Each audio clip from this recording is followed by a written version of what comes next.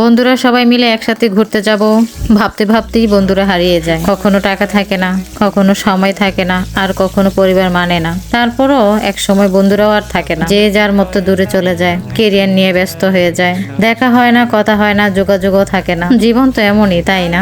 জীবন নিয়ে গল্প লেখা খুব সহজ, কিন্তু গল্পের মতো করে জীবন সাজানো খুব কঠিন। মাঝে মাঝে দেখবেন আপনার অকারণেই কান্না পাচ্ছে, ভিতর থেকে ভেঙে পড়ছেন, আপনার মন অকারণে উতাল পাতাল করছে।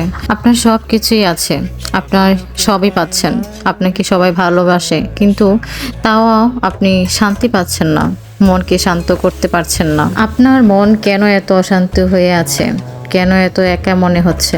আপনার কি প্রয়োজন আপনি তাও বুঝতে পারছেন না।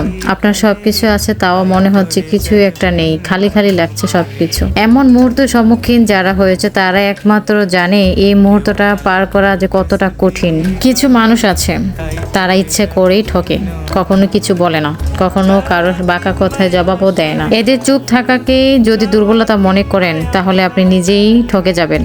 কারণ এরা সৃষ্টিকর্তার দিকেই চেয়ে থাকে, এরা জানে সৃষ্টিকর্তা ছেড়ে দেন না। অনেক কিছু বলে ফেললাম, যদি কারো কাছে খারাপ লেগে থাকে তাহলে ক্ষমার দৃষ্টিতে দেখবেন, আর অবশ্যই ভিডিওটা শেয়ার করে দিবেন। ভালো থাকবেন সবাই।